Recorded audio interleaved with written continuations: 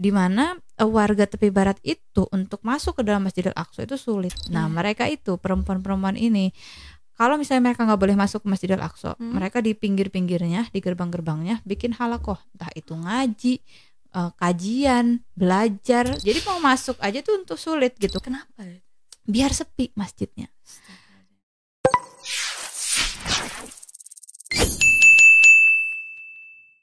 Assalamualaikum warahmatullahi wabarakatuh. Selamat datang di podcast Kasih Palestina. Waalaikumsalam warahmatullahi wabarakatuh. Oke, jadi podcast Kasih Palestina ini merupakan podcast sharing terkait berbagai wawasan, kisah-kisah inspiratif dan kisah-kisah atau cerita-cerita saudara kita di Palestina. Nah, hari ini kita alhamdulillah ya sudah memasuki bulan suci Ramadan, di mana bulan suci Ramadan ini merupakan bulan yang sangat ditunggu oleh umat muslim di seluruh dunia, terutama di Indonesia ya, dan juga saudara-saudara kita di Palestina. Nah, di pembahasan hari ini mungkin ini kita ingin berbincang terkait keresahan-keresahan kita nih sebagai para perempuan ya, perempuan-perempuan muslim gitu, baik yang di Indonesia maupun di teman-teman yang melihat podcast ini ya di berbagai, ya semoga sampai luar ya gitu, amin. Ya kita ada beberapa mungkin keresahan ya terkait perempuan ini, apalagi di bulan suci Ramadan. Nah, di bulan suci Ramadan kan perempuan ini ya setiap bulannya pasti ada ya yang haid gitu. Terus itu juga mungkin yang hamil atau yang sudah melahirkan dan menyusui gitu. Ada yang nifas juga, itu kan menjadi halangan untuk beribadah gitu, beribadah seperti puasa gitu di bulan suci Ramadan. Maka dari itu hari ini kita akan membahas terkait fikih puasa Ramadan bagi perempuan dan isu perempuan di Palestina. Dan hari ini saya tidak sendiri ya di sini. Saya sudah ditemani oleh Ustazah Izni. Assalamualaikum Ustazah. Waalaikumsalam warahmatullahi wabarakatuh. Oke, Ustazah Izni ini merupakan seorang aktivis muslimah dan juga founder dari Nisa Growing Center. Betul Ustazah? Betul TAI. Oke, apa kabar nih Ustazah? Alhamdulillah baik. Alhamdulillah. Ini luar biasa sekali lah, beliau jauh-jauh dari Depok ya Ustazah. Dari Depok ke Bandung. Jauh banget ya. Ya, Masya Allah. Ya, tapi nggak apa-apa. Di sini Ustazah akan sharing terkait tadi fikih puasa untuk perempuan di bulan suci Ramadan ini dan isu-isu perempuan di Palestina gitu Ustazah. Insyaallah. Ya, semoga ini bisa menjawab ya keresahan perempuan muslimah gitu ya Ustazah di Indonesia ya khususnya gitu. Oke Ustazah, kita mulai aja. Boleh. Okay. Gimana? Kita mulai aja. Ini kita chill aja kali ya Ustazah. Santai Okay. ya. Gini Ustazah, ini saya biasanya punya keresahan nih sebagai perempuan ya. Sebagai perempuan itu saya kan pasti haid gitu kan di bulan suci Ramadan gitu kan. Mungkin perempuan-perempuan di luar sana ada yang lagi menyusui atau yang lagi nifas gitu kan, atau lagi hamil gitu. Nah, mungkin di hati terkecilnya mereka tuh pengen banget, ya Allah aku pengen banget ibadah nih, bulan suci Ramadan kan bulan yang pahalanya berlipat ganda gitu kan. Nah, jadi mereka mungkin ngerasa bersalah lah, atau ngerasa takut nggak Allah, banyak lah keresahan seperti itu ya. Nah, menurut Ustazah nih ya, gimana sih kita menyikapi perasaan-perasaan seperti itu gitu? Oke, mungkin sebelumnya TAI ya, kita sebagai muslimah itu diberikan oleh Allah Subhanahu wa taala perbedaan gitu ya dengan muslim, dengan anak orang laki-laki gitu. Kita diberikan ada namanya haid, yang itu pun semenjak kita balik sudah diberikan oleh Allah gitu ya. Kemudian selama haid itu kita tidak boleh puasa, tidak boleh sholat gitu ya, tidak boleh mengaji juga gitu kan, untuk mengaji yang memang tilawah gitu. Nah, ini sebenarnya harus kita lihat sebagai bentuk kasih sayang Allah Subhanahu wa taala untuk kita gitu ya, dan bagaimana Islam menyikapi hal yang sebenarnya ini adalah fitrahnya perempuan gitu ya, bukan sebagai hambatan atau celaan. Mungkin untuk diperjelas lagi gitu ya, sebelum masa Islam gitu, Nabi Muhammad SAW datang kemudian menjadi seorang nabi dengan membawa risalah Islam. perempuan yang haid itu biasanya diasingkan dari semua kebudayaan deh, mau kebudayaan Romawi kah, bahkan di Arab Saudi sendiri gitu ya. Itu bahkan kalau di Arab Saudinya gitu, bukan Arab Saudi, di Jazirah Arab lah ya. Di orang-orang Arab itu ketika ada yang haid, mereka itu dikeluarkan dari rumah-rumahnya. Jadi nggak boleh bareng sama keluarga yang lain. Diusir. Ya, ada tempat khusus gitu ya. Ada yang dibarengin sama hewan, ada yang memang ada gubuk sendiri gitu ya, dia makan nggak boleh barengan gitu kan. Pokoknya sampai benar-benar bersih baru boleh gabung lagi sama keluarganya. Nah, Islam datang menjelaskan bahwa ini hal yang biasa. Ini adalah sebuah fitrahnya perempuan gitu ya. Yang kotor adalah darahnya, bukan perempuannya gitu kan. Cuman memang karena ibadah kita yang selama ini kita tuh tersempitkan gitu pikirannya ya. Ibadah tuh hanya di pikiran kita tuh hanya ngaji, sholat gitu kan. Kemudian puasa. Padahal sebenarnya ibadah itu bisa kegiatan-kegiatan sehari-hari itu bisa bernilai ibadah. Gimana caranya? Dari niatnya gitu. Misalnya, kita lagi haid, kita udah jelas nggak boleh puasa, kita udah jelas nggak boleh sholat, kita jelas nggak boleh tilawah Quran gitu ya. Ibadah lahiriah lah ya. Iya betul, yang kelihatan itu tuh ibadah gitu. Tapi sebenarnya dengan kita misalnya menyiapkan makan orang yang sahur, menyiapkan berbuka, sedekah, belajar, apapun ilmunya ya, mau ilmu agama, mau ilmu yang memang sedang kita tekuni di dunia gitu ya. Itu kalau kita niatkan sebagai thalabul ilmi gitu ya, mencari ilmu, itu bisa jadi ibadah gitu. Kita niatkan misalnya dengan ilmu ini nanti aku akan bermanfaat buat umat misalnya. Itu jadi ibadah gitu. Bahkan makan misalnya, makan gitu kan, dalam keadaan haid kita sembunyi-sembunyi, kita bersembunyi makan dari pandangan orang yang berpuasa, diniatkan untuk menghormati yang berpuasa, itu juga bisa jadi bernilai ibadah gitu, karena menghormati yang berpuasa gitu.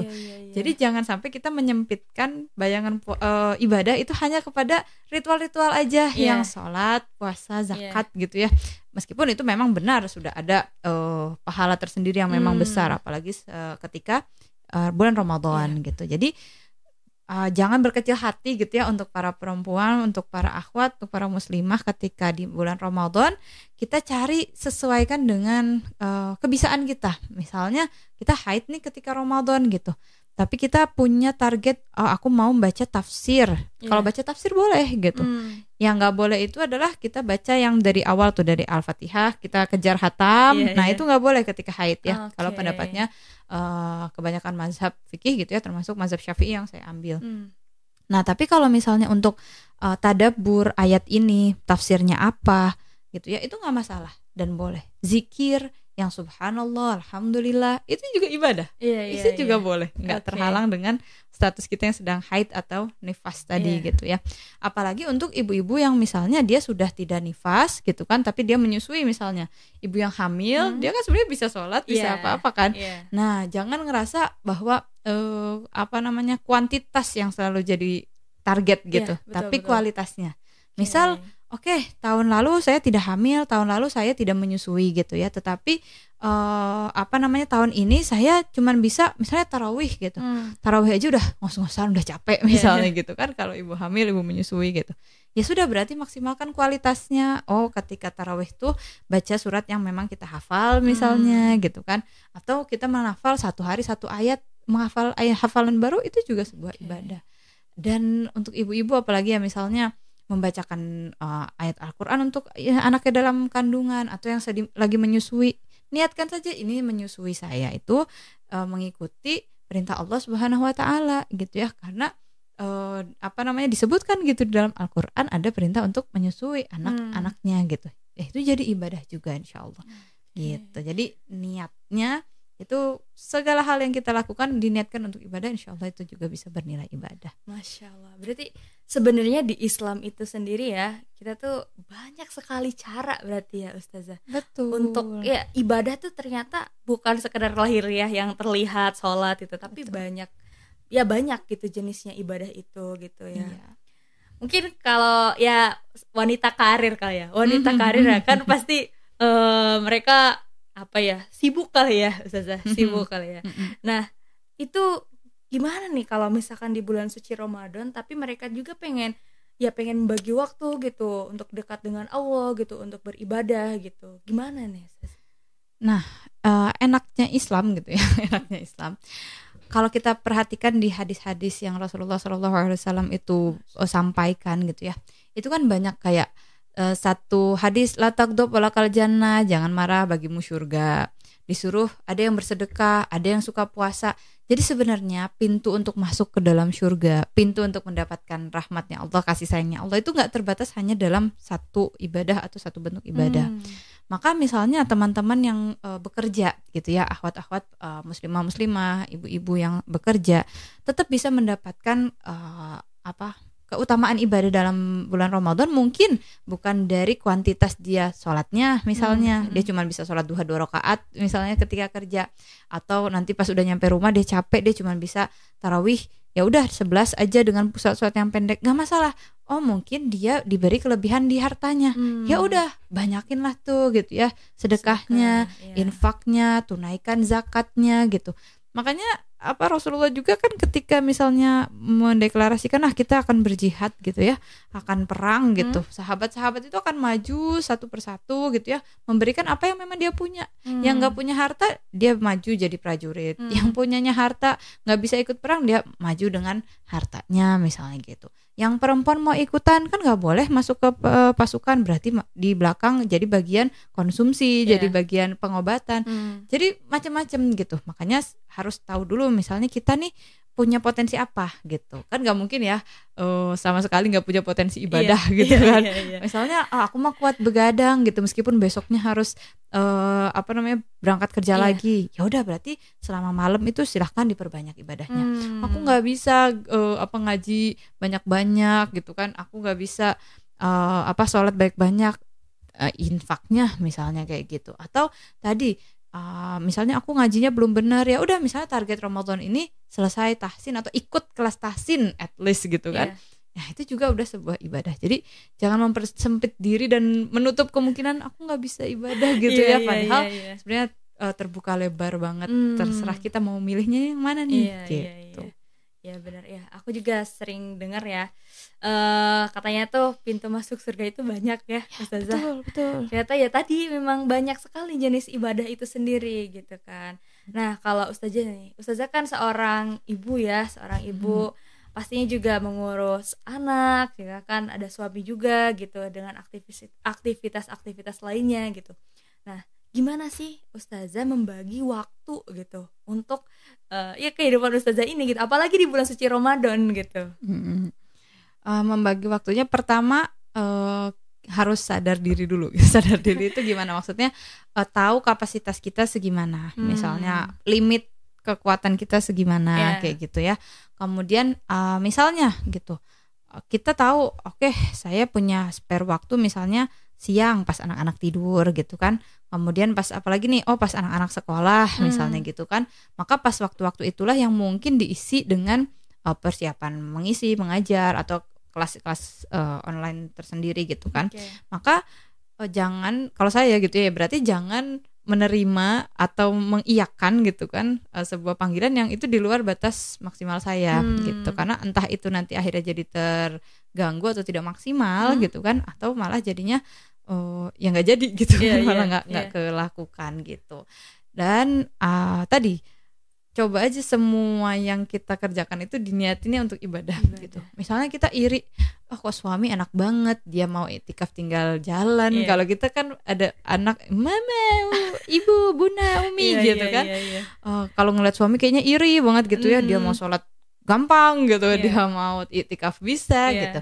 Maka ketahui juga gitu ya, bahwa mengurus anak, mendidik seorang anak muslim itu juga adalah sebuah ibadah gitu. Maka ketika misalnya lelah, niatkan ya Allah, hitung ini sebagai ibadah gitu ya. Mandiin anak, ya Allah, hitung ini sebagai ibadah gitu. Jadi kalau untuk membagi waktu ya tadi, saya harus tahu dulu limit waktu, kemudian limit tenaga saya juga gitu kan.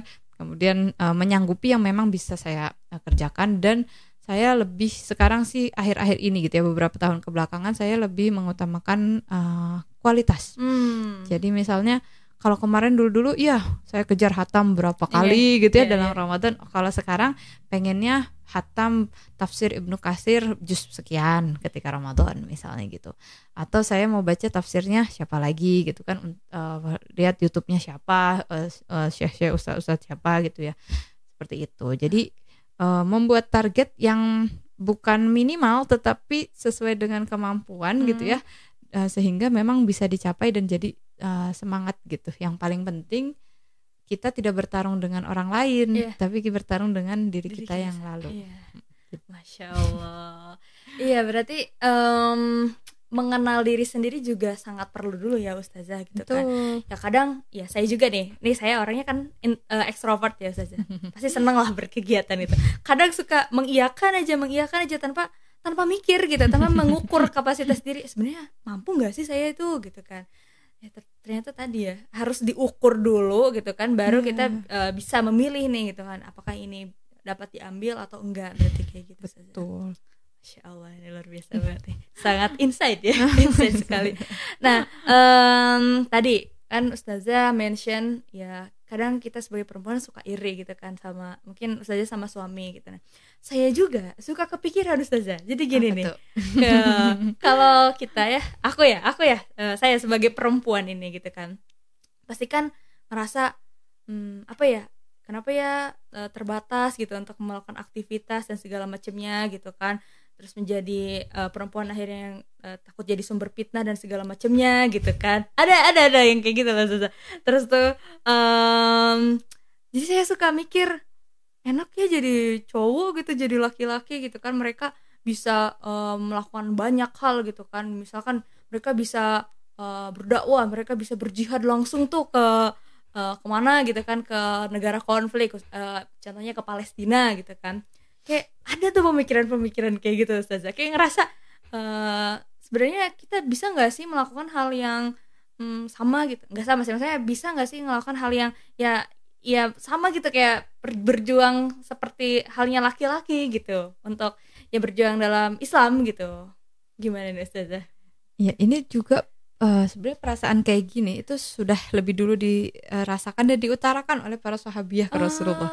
Jadi waktu itu ada sahabiah yang bilang, ya Rasulullah, laki-laki itu dimuliakan Allah dengan kemampuan untuk berjihad gitu kan. Yang mana kalau orang pergi baru niat untuk jihad aja gitu ya, terus dia terluka dan apa, itu kan pahalanya besar banget gitu. Terus bagaimana dengan kami para perempuan?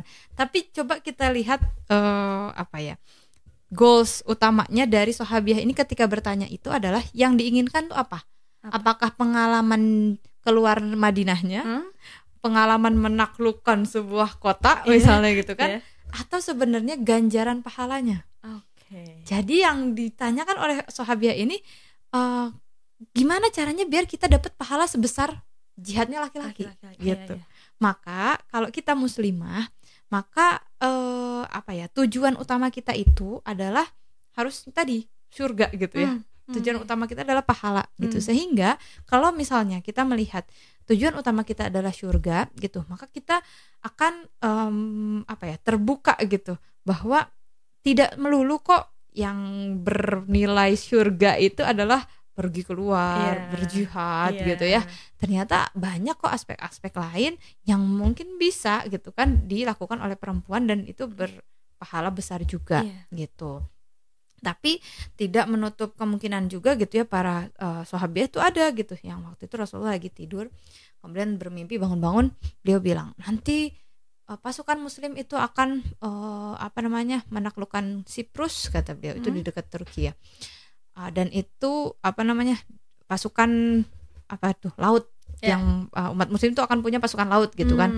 Terus sahabat ini langsung bilang, ya Rasulullah, doakan aku menjadi salah satu di antaranya gitu.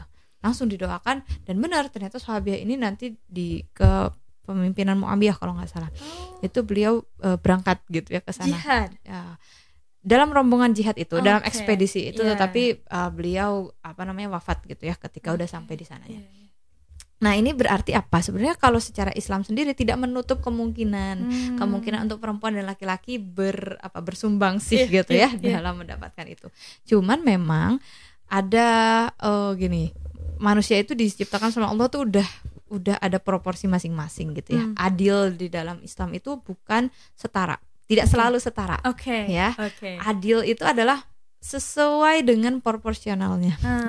Laki-laki Allah kasih fisik yang kuat, Allah kasih akal yang lebih dominan daripada perasaannya kayak gitu ya. Perempuan sama Allah juga kasih gitu ya kekuatan. Kalau nggak kekuatan orang lahiran itu bisa meninggal gitu. Karena kan katanya apa tuh rasa sakit melahirkan itu menyamai berapa puluh tulang yang patah bersamaan gitu kan. Tapi ternyata perempuan bisa berkali-kali lagi ada yang punya anak yang 4 banyak lagi ya kan, banyak kan. Berarti sebenarnya secara kekuatan perempuan juga, cuman itu sudah didesain gitu ya. Laki-laki itu memang punya kecenderungan ke sana karena nanti dia akan menjadi pemimpin, baik itu di keluarganya gitu kan, baik itu di masyarakatnya. Perempuan diberikan rasa kasih sayang, rasa lembut gitu ya, karena dia nanti akan bertugas mendidik anak-anaknya, utamanya itu gitu ya, meskipun dalam pendidikan ya bersamaan ya bapak dan ibu gitu, tetapi dari awal aja, dari lahiran hamil di siapa? Ibu gitu kan, di perempuan gitu. Menyusui bisa nggak ke bapak-bapak? Nggak bisa. Meskipun seorang suami itu wajib memberi, bukan seorang ayah itu wajib memberi nafkah anaknya gitu ya, termasuk persusuannya gitu. Jadi perempuan tuh udah ada tugasnya, laki-laki pun sudah ada tugasnya, tetapi tidak menutup kemungkinan gitu. Makanya kan sebenarnya boleh-boleh aja kan kita pergi misalnya berjuang kemana gitu ya kan, banyak juga. Makanya sesuaikan dengan kapabilitas kita. Misalnya teman-teman medis, ada kemungkinan nih untuk jadi relawan medis gitu. Yang misalnya tadi relawan kemanusiaan kayak teman-teman di Kasih Palestina gitu ya, ada kemungkinan untuk ke sana dengan syarat misalnya izin dari wali gitu ya, kemudian safarnya juga aman, nggak sendirian, nggak bercampur baur dengan ikhwan dan lain sebagainya. Nah itu kan tetap bisa gitu. Jadi sebenarnya nggak perlu iri lah ya, tapi kita kalau iri sih ada, dan itu boleh ya, iri dengan kebaikan. Betul, namanya ghibthah. Itu boleh aja gitu, tetapi jangan sampai akhirnya merasa Allah nggak adil ya gitu. Aku dibikin casingnya cewek gitu ya, padahal aku pengen dan bisa kok aku dengan kemampuanku gitu. Padahal sebenarnya ya untuk laki-laki ada porsinya, untuk perempuan pun ada porsinya, dan semuanya itu bertujuannya bisa gitu ya, menuju ke surga sama-sama gitu. Banyak jalan, lagi-lagi banyak jalannya. Berarti ya nggak perlu sama gitu. Yang penting tujuannya yang sama itu gitu. Oke, Masya Allah, luar biasa banget ini. Jadi aku ngerasa kayak oh iya ya ternyata bisa kayak gini gitu kan. Oke Ustazah, karena kan ini kita di bulan suci Ramadan ya. Ada nggak sih Ustazah saran terkait ibadah-ibadah yang bisa perempuan lakukan gitu, khususnya yang perempuan yang karir gitu, terus juga yang tadi yang ada yang lagi sedang haid gitu, nifas, menyusui atau hamil gitu. Ada apa aja gitu yang mereka bisa lakukan gitu? Ya. Selain ibadah-ibadah ritual gitu ya, yang memang kita sudah tahu dan sudah sering kita lakukan, sebenarnya sekarang itu lebih penting bahwa kita memaknai semua ibadah kita gitu. Kenapa sih mungkin kita lihat kalau di Ramadan kayaknya bisa gitu ya, orang semangat banget ngajinya, semangat banget infaknya, semangat banget sholatnya gitu. Tapi kok di luar Ramadan tiba-tiba ada yang nggak pakai jilbab lagi misalnya gitu, balik lagi ke setelan awal gitu ya. Terus yang disalahin setan gitu. Padahal kata setan saya lagi gitu kan. Padahal sebenarnya ini bisa jadi akar masalahnya adalah ketidakpahaman kita terhadap apa yang kita imani gitu loh. Jadi sebelum kita belajar tentang fikih harus pakai jilbabnya seberapa panjang gitu kan, misalnya harus pakai gamis seberapa lebar gitu kan, harus apalagi infak seberapa banyak. Sebenarnya ada yang harus kita lebih imani dan harus kita pahami itu dari segi akidahnya. Jadi kalau misalnya teman-teman merasa aku nggak bisa nih ibadah ritualnya banyak gitu kan, ya udah sekarang mungkin kita niatkan, oke, Ramadan kali ini saya ingin memahami tentang tafsir surat Al-Ikhlas misalnya, dan itu mencakup tentang akidah kita, keimanan kita terhadap Allah, apa aja sih konsekuensinya kayak gitu. Jadi pengennya ketika kita sudah paham tentang akidah, kita udah kuat, nah nanti melaksanakan kewajiban-kewajiban kita sebagai seorang muslimah itu akan lebih mudah gitu. Jadi yang pertama yang aku minta adalah thalabul ilmi, semangat mencari ilmu. Betul, termasuk ya karena ini Ramadan ya, jadi yuk deh kita fokusin mungkin mencari ilmu agama, mencari ilmu Islam. Kita perdalam dulu akidah kita misalnya gitu ya, tentang Allah tuh apa gitu ya misalnya, kan kadang ada ya pemikiran-pemikiran kayak gitu. Berarti pertanyaan gitu bagus ya Teh, atau gimana? Boleh aja, tapi jangan dicari sendiri jawabannya gitu ya.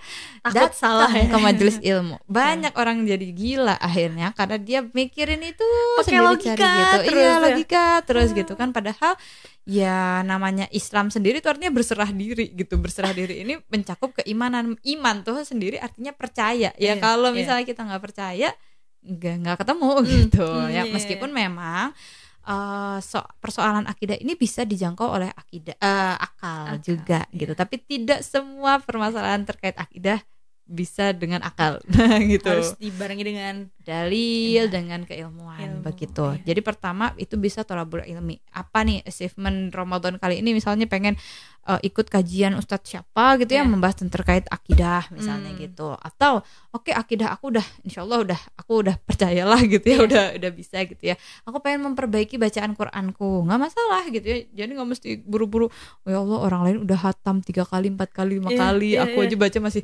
tertatih-tatih. Nggak masalah, setiap orang punya stepnya masing-masing. Yang penting tadi berprogres menuju lebih baik gitu kan. Karena kan ada aja yang udah hafal 30 juz tahu-tahu menolak sholat. Ada, itu beneran ada. Ada kan? Banyak kok gitu ya. Ada yang kayaknya Qurannya udah 30 juz, ternyata menolak syariat Islam gitu. Banyak.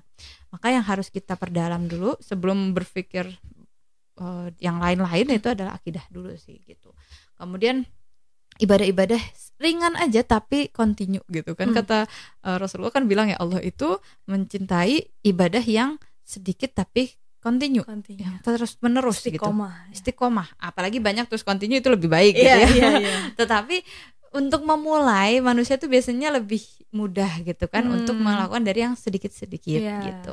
Jadi jangan misalnya di awal Ramadan aku mau infak 10 juta jebret, padahal terus habis itu bingung sebulan ke depan buka pakai apa, pakai promah gitu ya. Nah itu juga nggak boleh. Kenapa? Itu berlebihan. Ketika berlebihan, ini akan memunculkan rasa aku benci ibadah.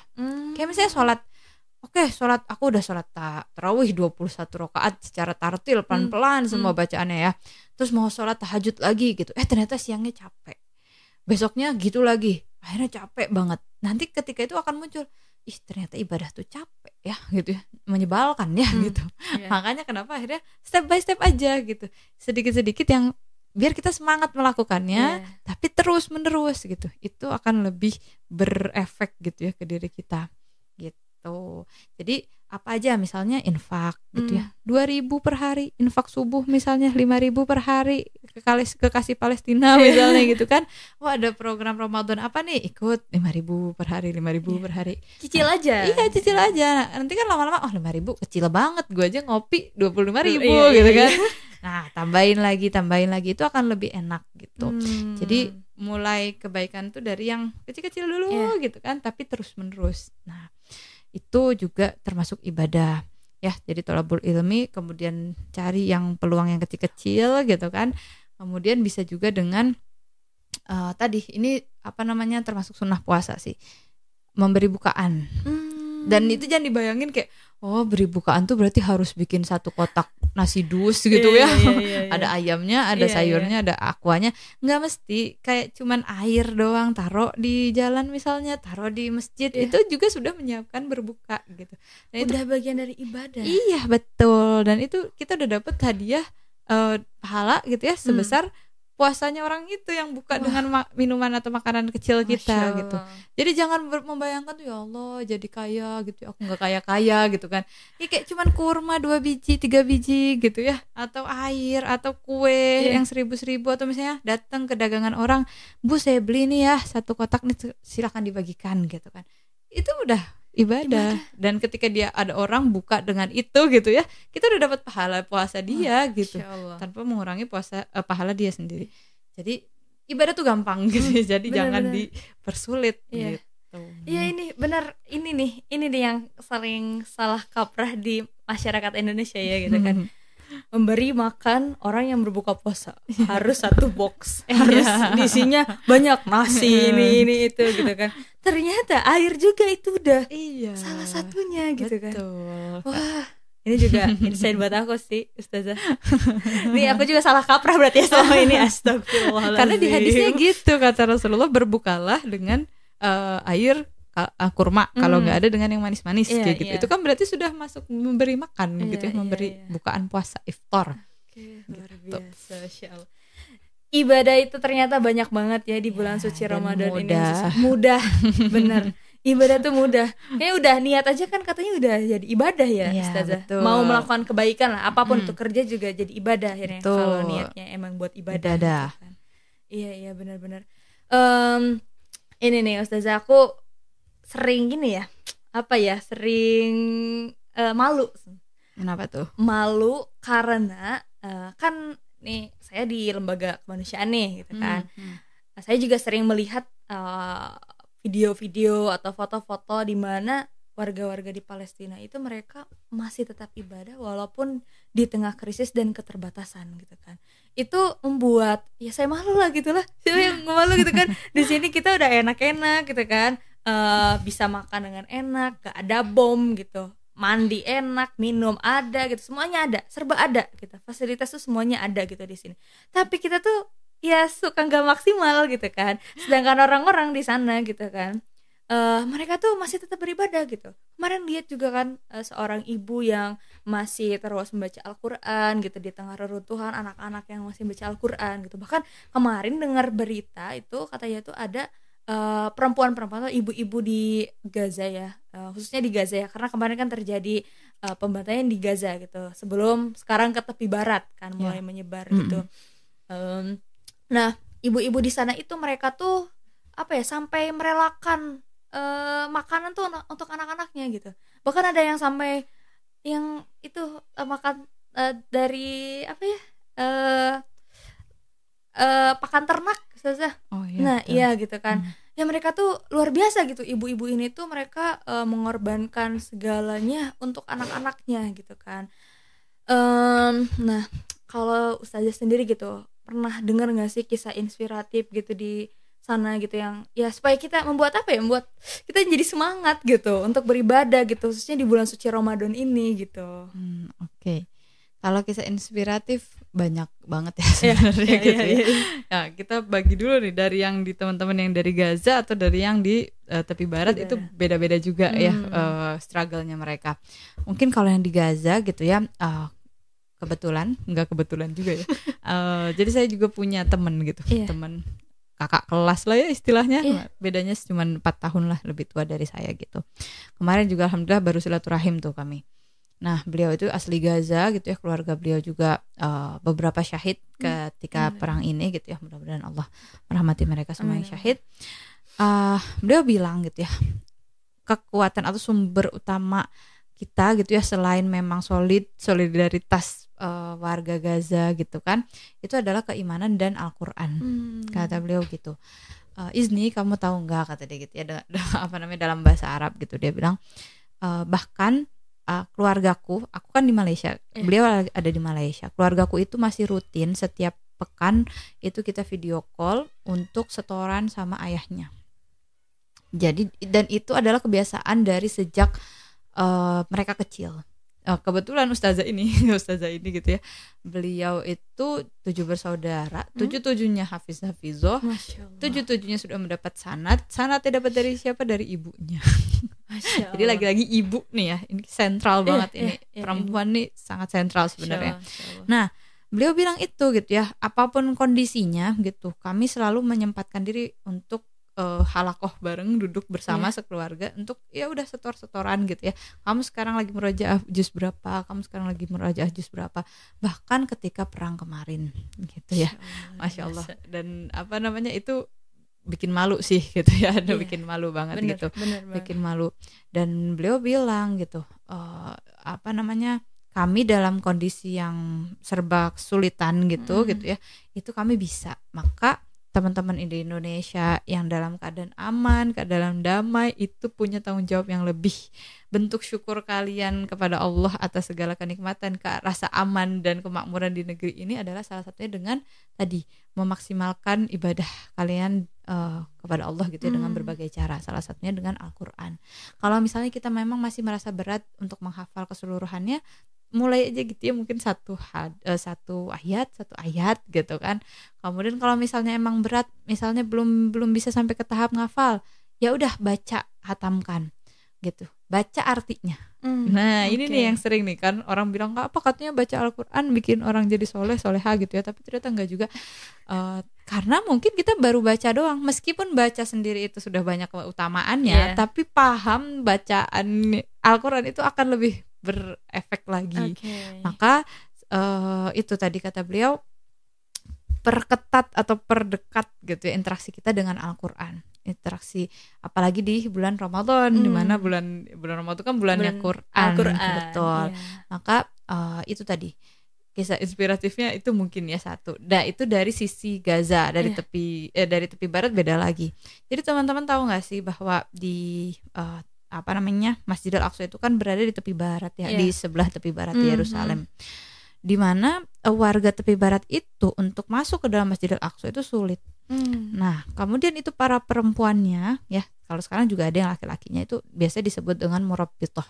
Itu dari kata roboto yurabbitu, itu artinya menjaga, berjaga-jaga. Nah, mereka itu perempuan-perempuan ini, kalau misalnya mereka nggak boleh masuk ke Masjidil Aqsa, mereka di pinggir-pinggirnya, di gerbang-gerbangnya bikin halakoh, entah itu ngaji, kajian, belajar, sekedar belajar kayak matematika, kayak gitu-gitu juga gitu, atau sekedar makan-makan, sholat di situ gitu ya, karena ternyata nggak semua orang Palestina yang Muslim maupun yang Muslimah itu bisa dengan mudah masuk ke Masjidil Aqsa, karena di setiap gerbang masuknya tuh ada yaitu tentara-tentara penjajah itu gitu. Jadi mau masuk aja tuh untuk sulit gitu. Kadang-kadang malah yang dibolehkan masuk adalah yang di usia 50 ke atas kayak gitu. Kenapa? Biar sepi masjidnya. Jadi memang mereka pengen orang tuh males gitu masuk ke Masjidil Aqsa gitu. Mereka persulit, mereka persusah gitu ya.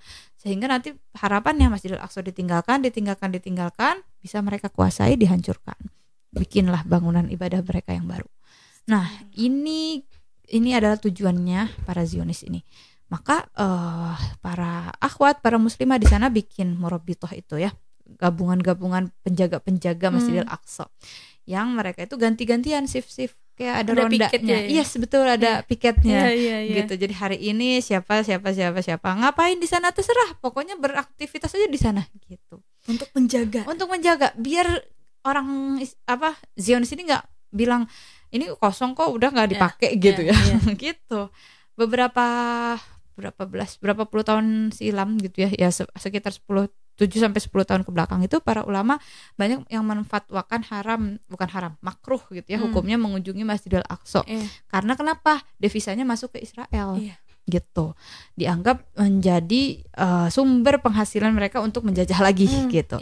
Tapi sekarang fatwanya berubah karena sekarang Masjidil Aqsa itu memang pengen dikosongin sama mereka. Sehingga sekarang fatwanya berubah, sok silahkan yang bisa kunjungi. Gitu. Pun selain itu Rasulullah SAW pun juga kan bilang, jangan kalian bersusah payah berziarah gitu ya, mengunjungi suatu tempat gitu, kecuali ketiga masjid, Masjidil Haram, Masjidku, dan Masjidil Aqsa gitu. Jadi para perempuan ini mereka baik di luar Ramadan maupun di dalam Ramadan ya, dan lebih ketat lagi dan lebih banyak, lebih hidup lagi ketika Ramadan gitu. Mereka yang di tepian Masjidil Aqsa ini mereka berjaga-jaga seperti itu. Maka kita yang di Indonesia pun jangan mau kalah gitu ya, karena hadisnya juga ada gitu ya, hadisnya Rasulullah bilang barang siapa yang bisa berinfak gitu ya, walaupun hanya sekedar biayanya tuh mengirimkan minyak untuk menyalakan lentera di Masjidil Aqsa gitu ya, maka itu lebih baik gitu daripada enggak sama sekali. Harga minyak buat nyalain lentera tuh berapa sih? Nggak mahal. Dan itu Rasulullah bilang pada saat sebelum ada Zionisme. Itu lagi ya di bawah kekuasaan Romawi, di bawah kekuasaan Persia aja gitu kan. Maka Rasulullah bilang kayak gitu tuh, itu tandanya berlaku setiap kapanpun gitu, sepanjang tahun sampai masjid itu tetap makmur gitu. Maka udah jadi kewajiban. Betul. Kalau misalnya memang kita bisa, kasih yang sebisa kita gitu. Apapun meskipun hanya seremeh minyak untuk menyalakan lentera gitu lah istilahnya.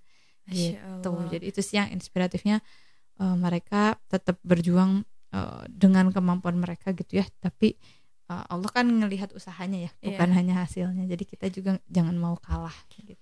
Tapi berarti luar biasa banget kan ya. Ini tuh ujian setiap setiap tempat juga beda-beda ya. Betul. Kayak di Gaza mungkin kemarin ujiannya adalah ya mereka melawan para penjajah itu gitu kan, karena mereka menyerang gitu. Kalau di Indonesia melawan diri kita sendiri, melawan hawa nafsu. Ya. Iya, melawan hawa nafsu. Itu juga bagian dari jihad ya, Ustazah? Iya dong, jihad melawan hawa nafsu. Jihad melawan hawa nafsu yang malas kan ya, malas baca Al-Quran, malas ibadah dan segala macamnya gitu kan. Tadi di tepi barat ternyata jadinya mereka adalah terus meramaikan Masjid Al-Aqsa itu, walaupun ya tadi sulit untuk masuknya gitu, tapi mereka tuh ya tetap berusaha gitu kan, terus menerus gitu. Itu kayak nggak pernah ini berarti ya Ustazah, nggak pernah kosong gitu berarti Masjid Al-Aqsa itu sama orang-orang Palestina sendiri itu. Oh nggak pernah meskipun sepi ya.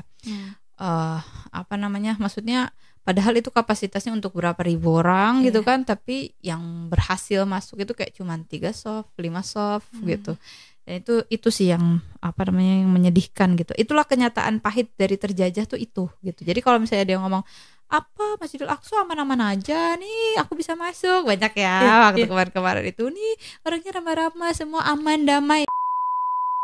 Karena Masjidil Aqsa itu masih dalam penjajahan, mau masuk situ aja itu harus diperiksa. Yang notabene-nya itu masjid loh. Iya. Di Indonesia kita masuk musola emang diperiksa? Enggak kan? Iya. Ya itu kan udah hak manusia mau beribadah. Nah ini harus diperiksa dulu, emang mereka siapa? Itu maksudnya terjajah tuh itu. Kita harusnya mau masuk Masjidil Haram, Masjidil Aqsa, Masjidil Nabawi emang ada diperiksa-periksa? Enggak kan? Nah itu bedanya gitu ya, Masjidil Aqsa tuh sedang terjajah tuh itu gitu. Kenapa kita akhirnya peduli dengan Palestina? Ya karena kita punya Masjidil Aqsa di sana gitu.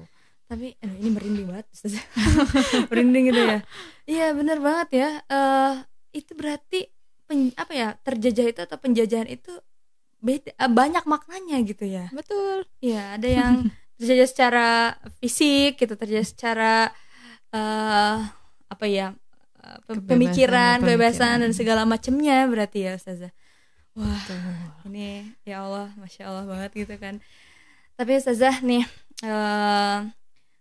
kenapa kita sampai detik ini masih harus terus mempertahankan Masjid Al-Aqsa ini gitu. Pasti kan ada alasannya gitu kan. Gak mungkin ya kita sebagai umat muslim ya, gak mungkin kan kita nggak mungkin nggak tanpa alasan gitu. Pasti kan ada alasannya gitu kan. Apa penguat yang benar-benar harus kita tuh terus berada di barisan ini gitu untuk membebaskan Masjid Al-Aqsa ini. Oke.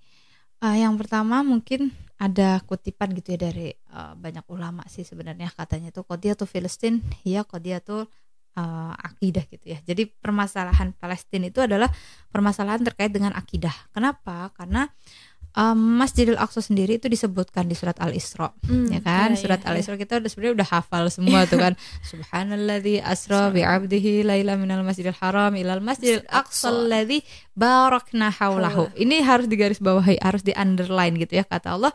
Maha suci Allah gitu ya, yang memperjalankan hambanya dari Masjidil Haram ke Masjidil Aqsa. Ada lanjutannya, yang diberkahi sekitarnya. Alladzi barakna haulahu. Ini haulahunya, sekitarnya siapa? Sekitarnya Masjidil Aqsa. Nah ini tidak ditemukan di masjid-masjid yang lain. Masjid Nabawi, Masjidil Haram, itu semuanya berkah. Berkahnya hanya melingkupi tempatnya aja gitu ya. Tempatnya situ aja, di situ gitu keberkahannya gitu. Tapi ternyata hanya Masjidil Aqsa lah di ayat itu, di ayat yang lain juga ada keberkahannya itu lil alamin, untuk seluruh alam semesta. Jadi pusat keberkahannya itu ternyata ada di Masjidil Aqsa.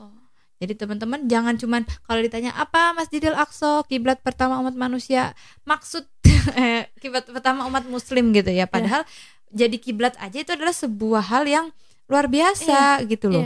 Kalau misalnya di Masjidil Haram kita punya Ka'bah gitu ya, yang itu baru dijadikan kiblat setelah 2 Hijriah loh. 2 Hijriah itu berarti 15 tahun sebelum itu, sebelum Rasulullah hijrah kan 13 tahun ya di Mekah, di Mekah. kemudian 2 tahun baru di Madinah gitu ya. Itu baru ada perintah untuk membalikkan kiblat ke arah Mekah. Sebelumnya itu ngadepnya kemana? Ke Kubatus Sokhroh. Ke bawahnya itu ada Sokhroh, ada batu karang di situ. Nah, di situ tuh kiblatnya awalnya di situ gitu ya. Bahkan beberapa ulama bilang ketika Nabi Isa alaihissalam diselamatkan, naiknya di mana? Ada yang mengatakan naiknya di situ, di Kubatus Sokhroh ini. Rasulullah naik ke Sidratul Muntaha ketika Isra Mi'raj. Naiknya di mana? Naiknya di situ, gitu. Kemudian Sayyidah Maryam, ibunya Nabi Isa, dapat makanan dari Allah, dikirim gitu kan ke mihrabnya. Mihrabnya di mana? Di Kubatus Sokhroh gitu. Dan itu jadinya ini tuh kayak pintu penghubung gitu ya antara dimensi bumi dengan dimensi langit gitu. Dan yang ininya juga apa? Ketika kewajiban Isra Mi'raj, ketika kewajiban sholat diturunkan oleh Allah gitu ya, disuruh kan Rasulullah untuk sholat. Nah, sholat pertamanya kan sholat subuh. Di mana itu? Di Masjidil Aqsa.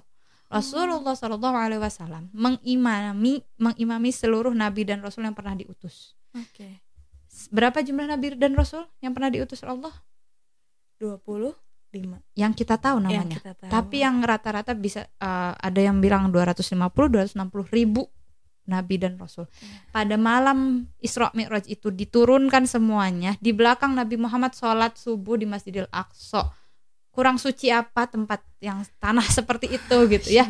Yang kita di Masjidil Haram ada makom Ibrahim aja itu udah jadi tempat yang suci gitu kan. Ini semua tempat di Masjidil Aqsa itu pernah dijadiin tempat sholatnya para nabi dan rasul. Semuanya. Dalam keadaan arwahnya gitu ya, wallahu alam, arwah atau jasadnya gitu ya. Tapi yang pasti semua nabi dan rasul pada saat itu diturunkan. Sholat berjamaah di belakang Nabi Muhammad SAW. Sekarang rela nggak sih tempat sesuci itu dinaikin sama orang-orang Yahudi pakai sepatu-sepatu najis mereka yang entah itu mereka minum darah makan anjing dan lain sebagainya gitu ya, dengan najis-najis mereka gitu dikotorin, bahkan kita mau masuk aja susah. Itu seharusnya gitu ya, yang bikin kita nggak bisa gitu, kita nggak bisa diem gitu. Jadi jangan sampai kita hanya peduli terkait dengan Masjidil Aqsa, dengan Palestina itu ketika dibantai aja saudara-saudara kita di Gaza, tapi sampai Masjidil Aqsa itu bebas, merdeka, kita bisa dengan bebas masuk ke sana sholat gitu ya tanpa diperiksa-periksa, itu sampai situlah kita harus terus peduli terkait dengan pembebasan Masjidil Aqsa dan juga Palestina sebagai tempat keberadaannya sekarang. Masya Allah, ini aku langsung merinding banget Ustazah. Ini ya Allah, ini bener berarti emang sesakral itu gitu loh Masjidil Aqsa itu, lebih dari apapun gitu. Makanya Masya Allah. Masya Allah banget gitu kan.